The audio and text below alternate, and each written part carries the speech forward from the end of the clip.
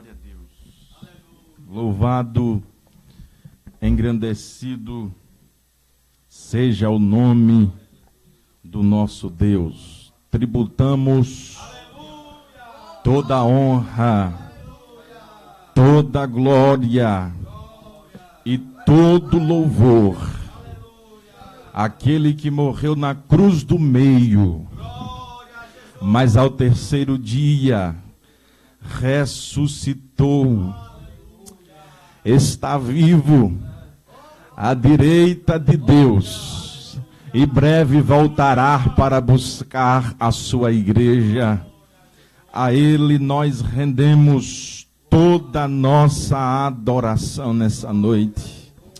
Queremos, meus irmãos, glorificar a Deus por uma vez mais nos conceder a oportunidade, o privilégio de podermos estar na sua presença, na sua casa, junto com os irmãos aqui presentes, bem como os irmãos que estão nos acompanhando através dos veículos de comunicação. Eu tenho certeza de que nessa noite você já foi tocado pelos louvores, pela palavra, e eu acredito que Deus já está falando ao teu coração nessa noite. Se porventura existe alguém do seu lado, seu marido, o seu filho, um amigo, uma amiga, um colega, profetize para ele, profetize para ela. Diga assim para ele que está do seu lado: Deus tem uma palavra para o teu coração nessa noite. Diga para ele, balance ele. Se estiver desatento, cutuque ele, faça com que ele fique atento, porque Deus tem uma palavra para o teu coração nessa noite. Eu sinto a presença dele entre nós. Meus irmãos, eu vos convido para estarem abrindo as vossas Bíblias. Se porventura você tem a oportunidade de estar com um exemplar da palavra de Deus aonde você está, na sua casa, assim o faça. Pegue a sua palavra, a sua Bíblia, e vamos acompanhar esta leitura. Jeremias capítulo 1, versículo de número 5. Livro do profeta Jeremias, capítulo de número 1, versículo de número 5. Deus colocou esta palavra em meu coração e eu tenho certeza que Ele tem uma palavra para o seu coração nesta noite. Serei bem rápido, bem objetivo, até porque estava conversando ali com o nosso companheiro, o diácono Acélio, que Jesus já está falando e não necessitava, mas eu sinto a presença de Deus falando conosco aqui nessa noite. Jeremias capítulo 1, versículo de número 5, que diz assim a palavra de Deus: Antes que eu te formasse no ventre materno, eu te conheci, e antes que saísses da madre, te santifiquei, e te constituí profeta às nações. Repetindo: antes que eu te formasse no ventre materno, eu te conheci, e antes que saísse da madre, te consagrei, e te constituí profeta às nações. Queridos, eu quero chamar a atenção de todos vocês que estão nos acompanhando nessa noite. Uma palavra bem objetiva da parte de Deus que veio ao nosso coração para, junto com os irmãos aqui presentes e com vocês que estão nos acompanhando, estarmos meditando na palavra de Deus. Nós lemos um texto aqui na palavra, no livro do profeta Isaías, um texto muito conhecido, muito citado, aonde mostra-nos de forma clara a revelação de Deus através da sua palavra para o profeta Jeremias. O nome Jeremias no hebraico significa aquele que Jeová estabelece ou aquele a quem Jeová nomeou. Um nome bem propício para a sua chamada. Jeremias, ele foi chamado por Deus para exercer o seu ministério profético cerca de 70 anos após a morte do profeta Isaías. Ele foi chamado, segundo os historiadores, no ano 627 a.C., e segundo a Bíblia, no capítulo 1 do livro do profeta Isaías, do livro do profeta Jeremias, um texto que lemos no mesmo capítulo, alguns versículos atrás, no versículo de número 3, no 13º ano do reinado de Josias. Jeremias profetizou durante os reinados de Josias, de Joaquim, Zedequias. Foi um dos grandes profetas que Deus levantou no Antigo Testamento para advertir o povo, para trazer uma mensagem de admoestação, de confrontação, uma mensagem confrontadora. E foi um dos grandes personagens da Bíblia Sagrada, até hoje é lembrado dentro da cultura judaica como um dos grandes profetas de Deus no Antigo Testamento.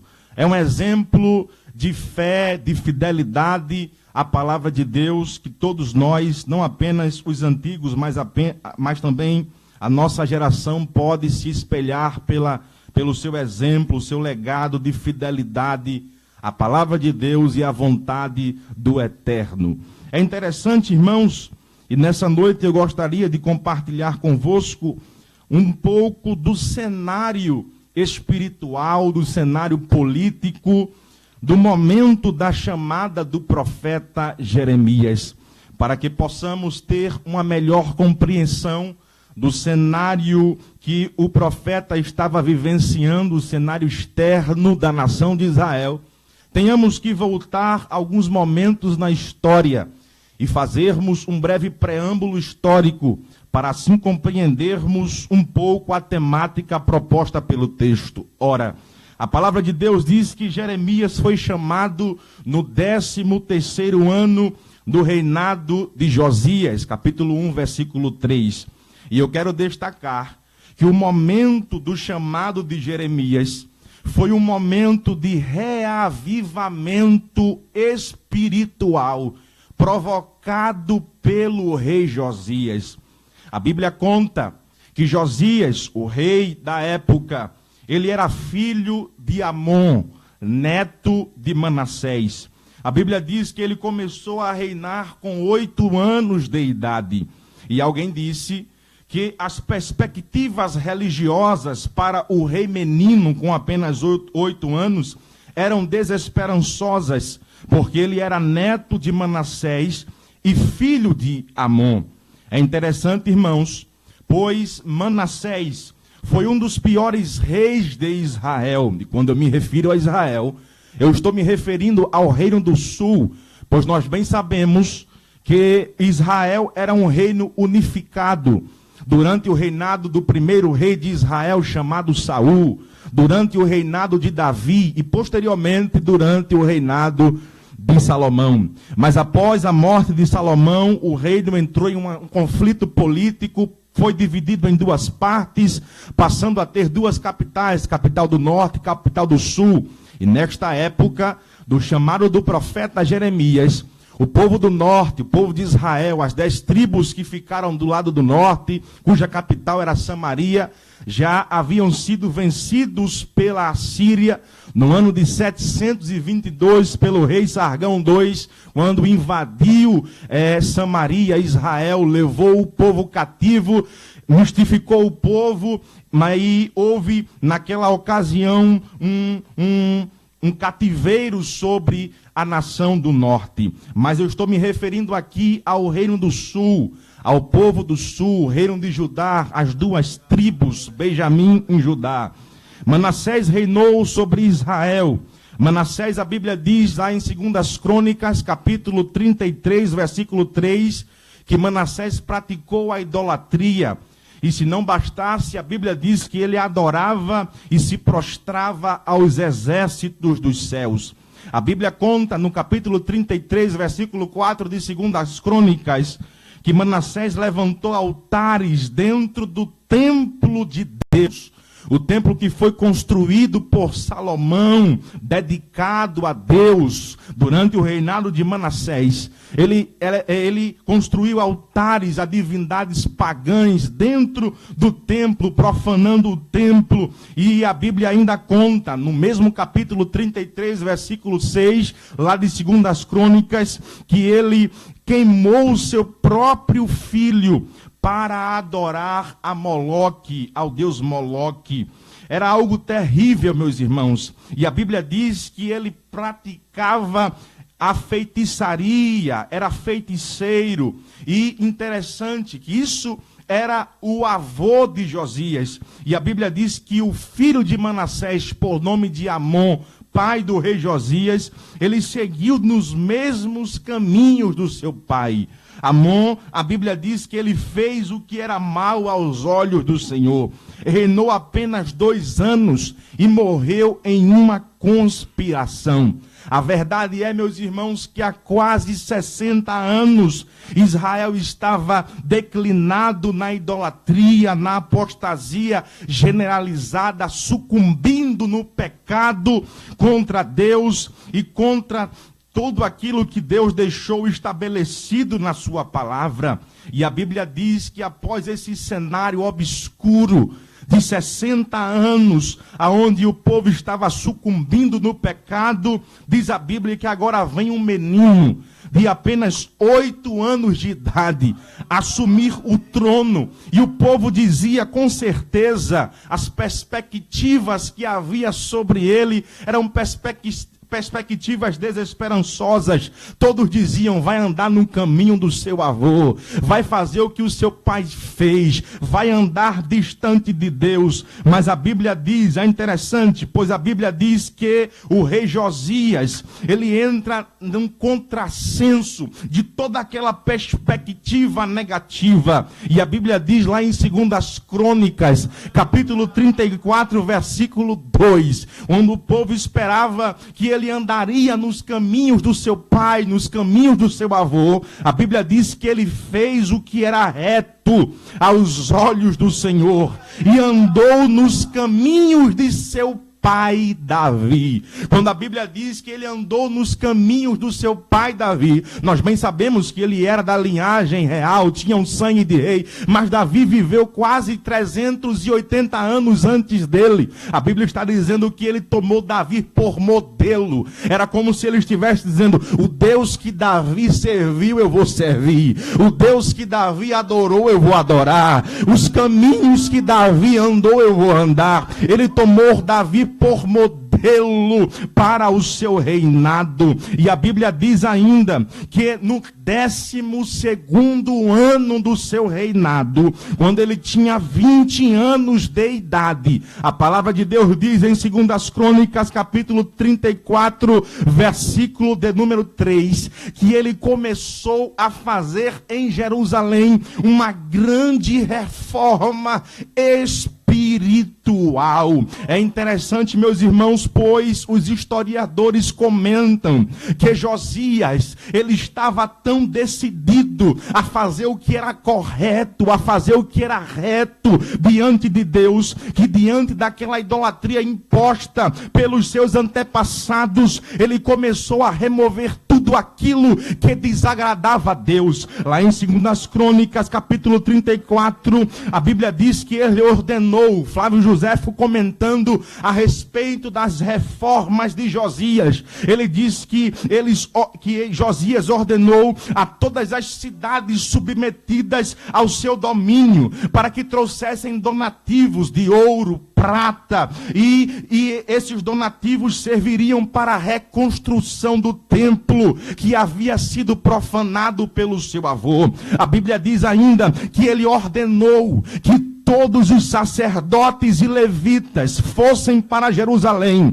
e lá naquela assembleia, todos reunidos, ele se levantou em um lugar elevado, citou alguns salmos e obrigou a todos os sacerdotes e levitas a servirem exclusivamente a Deus de todo o coração. Ele levou o povo para para perto de Deus. E a Bíblia ainda conta algo muito interessante. Ele estava fazendo isso, mas ele não tinha ideia daquilo que ele estava realizando. Ele deu ordem aos soldados do exército para deixarem as suas espadas, para deixarem os seus escudos, para deixarem os seus arcos, e deu ordem para que eles pegassem pás, marretas, e a Bíblia diz que ele foi pessoalmente a todas as províncias para destruir todos os altares que Jeroboão havia construído e dedicado aos deuses pagãos.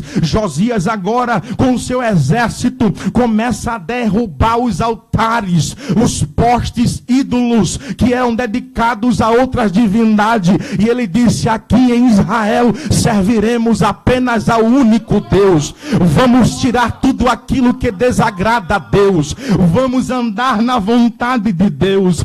E a Bíblia ainda conta que nessa ocasião ele ainda fez algo. Ele estava tão decidido de trazer a pureza, a santidade, a fazer o que era correto para com Deus, que ele disse: até os ossos dos profetas, dos sacerdotes de outras divindades, eles não são dignos de ficarem aqui. E ele deu ordem aos soldados para destruírem os túmulos, para arrancarem os ossos dos profetas, os ossos dos sacerdotes, e queimarem sobre o altar da idolatria. Mas o que ele não sabia é que isto já estava profetizado lá no primeiro livro de Reis, capítulo de número 13. Um certo profeta, conhecido como profeta novo, que profetizou contra a idolatria, havia profetizado acerca disso. Capítulo 13, versículo 2, o profeta usado por Deus clamou e disse assim contra o altar, por ordem do Senhor, e disse: altar, altar, assim diz o Senhor, eis que um filho nascerá à casa de Davi, cujo nome será Josias, o qual sacrificará sobre ti os sacerdotes dos altos, que queimam sobre ti incenso, e os ossos humanos se queimarão sobre ti. Essa profecia, irmãos, segundo Joséfo, foi 360 anos antes de Josias. E Deus já estava dando nome aos bois, dizendo que levantaria um rei. Revelou o seu nome, se chamaria Josias, e agora estava lá o cumprimento daquela palavra. Josias sacrificando os ossos, porque a palavra de Deus permanece de pé. Olhe para a pessoa que está do seu lado e diga assim para ela: pode passar anos, pode passar décadas, mas a palavra de Deus é fidedigna. A palavra de Deus não volta vazia. Aquilo que ele falou, ele vai cumprir, porque ele vela sobre a sua palavra. Eu já estou sentindo a presença de Deus aqui. Glória a Deus. A nossa vontade era de dar liberdade para o Espírito Santo, mas eu tenho que passar isso para você, porque Deus quer que você entenda algo precioso nessa noite. Glória a Deus. Jeremias fica cerca de 18 anos ao lado de Josias, reinando ao lado de Josias. Foi um momento de reavivamento. Jeremias foi chamado no ano 627. Ficou ao lado de Josias até o ano 609, quando ele foi assassinado pelo rei Neco do Egito. Ou seja, cerca de 18 anos, Jeremias ficou ao lado de Josias, passando vivenciando todo aquele momento de reavivamento. É por isso que quando ele estava na sua idade mais avançada, lá com os seus 65 a 70 anos de idade, ele faz uma retrospectiva lá em Lamentações e diz assim: ó Senhor, renova os nossos dias como dantes. Ele estava se lembrando de todo aquele avivamento que ele presenciou ao lado do rei Josias. Mas, voltando agora para o texto que lemos, no capítulo 1, versículo 5, nós já compreendemos que o cenário da chamada do profeta era um cenário de avivamento espiritual que estava sendo provocada pelo rei Josias. E nesse cenário espiritual de avivamento, aonde Deus estava colocando no coração dos habitantes de Jerusalém a sua palavra, a sua vontade, o rei Josias estava chamando o povo de volta para Deus, para o genuíno Deus, para o altar de Deus, para o verdadeiro altar. Este cenário, foi justamente neste cenário que o profeta Jeremias recebeu uma visita da palavra de Deus. Observe que a Bíblia diz que ele era de Anatote, ele nasceu em Anatote. Era filho de Ilquias. Anatote era uma vila sacerdotal que ficava a cerca de 6 quilômetros de Jerusalém, a atual Anata, dentro do território de Benjamim. Ali só vivia sacerdote. Todos os vizinhos de Jeremias eram sacerdotes, filhos de sacerdotes. Era um condomínio, podemos dizer, era um condomínio exclusivo aos sacerdotes. O vizinho da direita de Jeremias era sacerdote, o vizinho da esquerda era sacerdote, da frente, de trás, todos ali eram sacerdotes. Glória a Deus. E posteriormente, a Bíblia diz que Jeremias era filho de Ilquias. Segundo os estudiosos, eles dizem que Jeremias nasceu 2 anos antes de Josias. Josias nasceu no ano 648. Jeremias nasceu 2 anos antes, no ano 650. E foi chamado no ano 627, ou seja, no momento do recebimento da sua chamada, Jeremias tinha aproximadamente 23 anos de idade. E todos os irmãos que conhecem a história, que conhecem a palavra, sabem muito bem que os filhos de sacerdotes, quem nascia filho de sacerdote obrigatoriamente, de forma hereditária, assim como foi instruído por Deus na lei, lá em Números capítulo 3, versículo 10, quando Deus orienta Moisés separar Arão e a sua linhagem, pois eles exerceriam o ofício sacerdotal.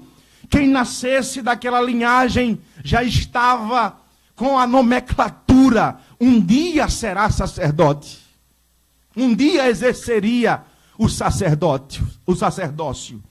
A palavra de Deus diz que, lá em Números capítulo 4, versículo 3, que quando estes atingissem a idade de 30 anos de idade, eles deveriam passar por um ritual, assim como Deus orientou Moisés a fazê-lo. Lá em Êxodo capítulo 29, versículo 29, quando Deus instrui Moisés a fazer o ritual da consagração sacerdotal.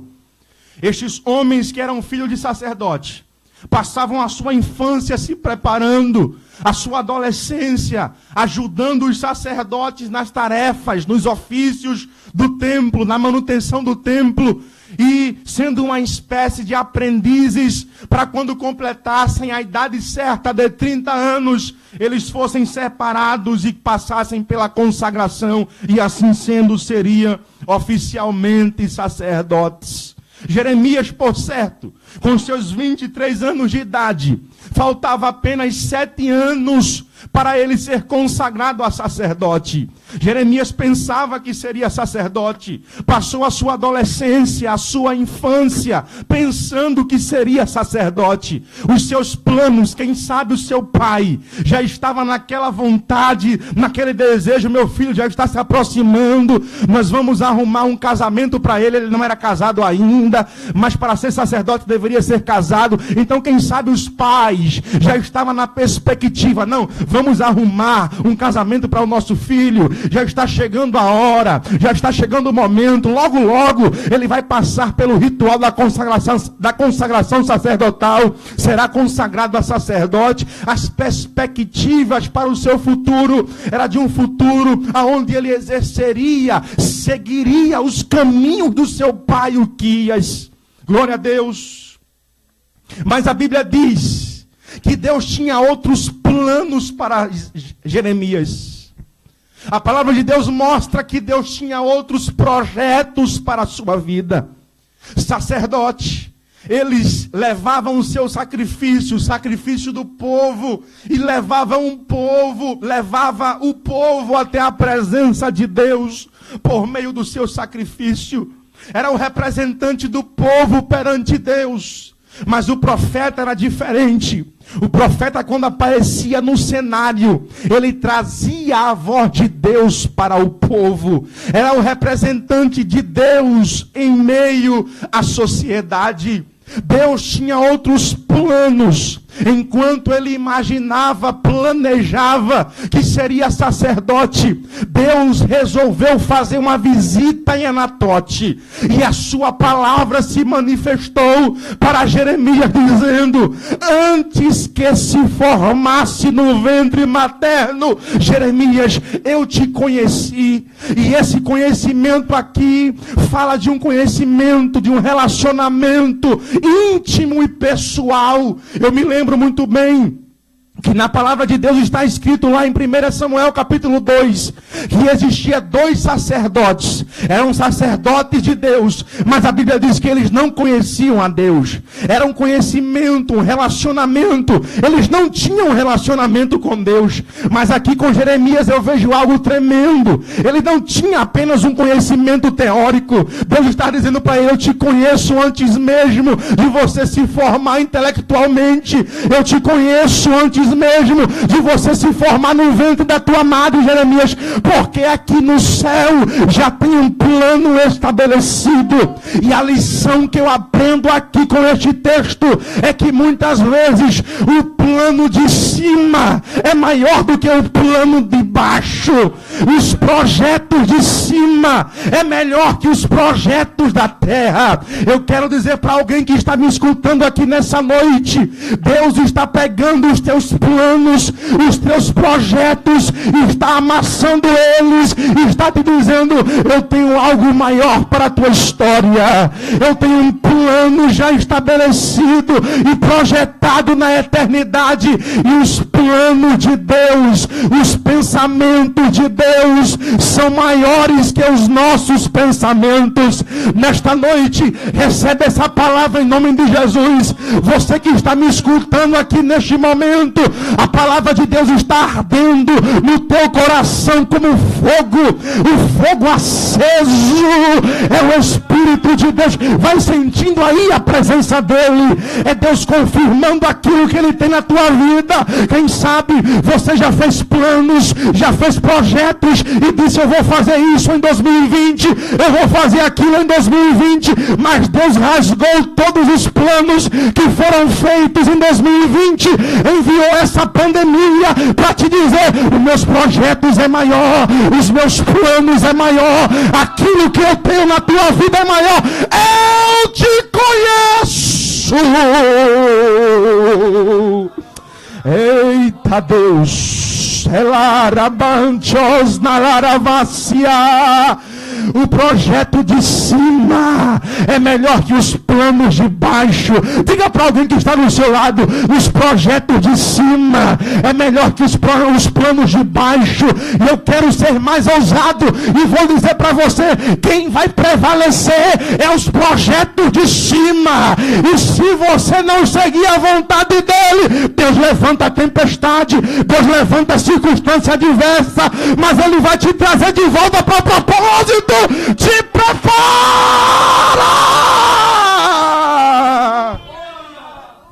Emantos naravacia. Oh, como eu estou sentindo a presença dele. Recebe renovação nessa noite. Quem sabe você já colocou os planos lá atrás. As promessas que Deus te fez já estão na prateleira, esquecida. Mas Deus te diz nessa noite: vou eu cumprir a minha palavra, vou eu cumprir os meus propósitos. Seja renovado hoje, seja renovada hoje. Sinta a presença de Deus aí na tua casa, invadindo. Fale em línguas estranhas aí. Recebe renovo. Eita Deus, oh glória, Deus está tocando aí. Deus está entrando aí, está renovando as promessas, está dizendo para você: vai adiante. Eita Jesus! Os projetos de cima irão prevalecer contra os planos de baixo. Os pensamentos de Deus, os desígnios de Deus, os projetos do Eterno vão prevalecer. E eu quero dizer para você, todos os empecilhos, você que pensou agora, o espírito de profecia está dirigindo uma palavra ao meu espírito. Você que pensou neste momento agora sobre as dificuldades, mas como é que vai acontecer?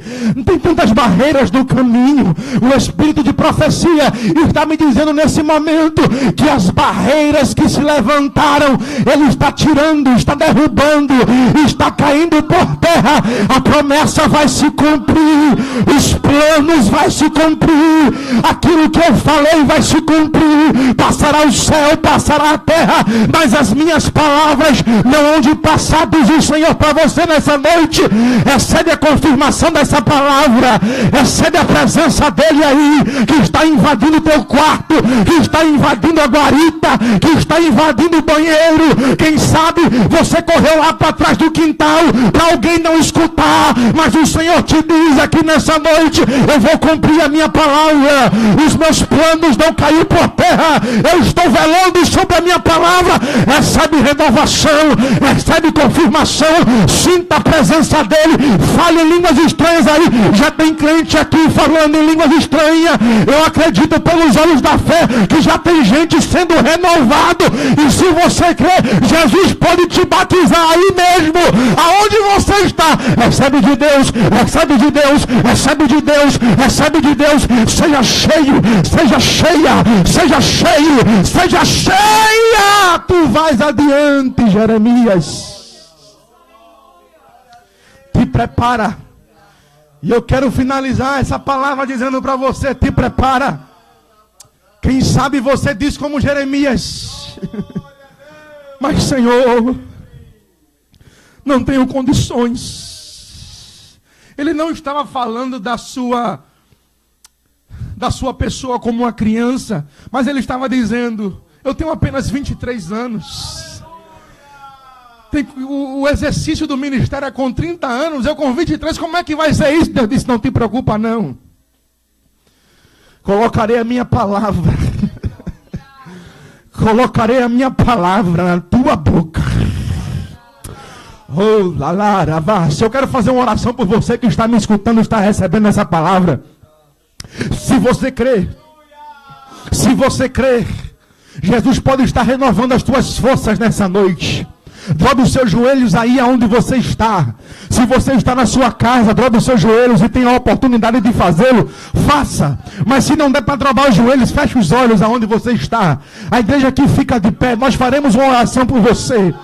E o espírito de profecia nessa noite, o Espírito de Deus, ele está indo fazer uma visita pessoal a teu coração, ao teu espírito. Ele está intercedendo por ti neste momento com gemidos inexprimíveis.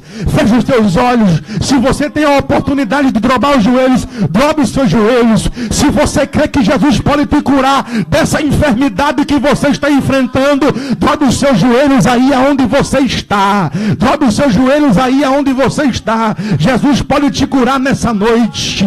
Jesus pode te curar nessa noite.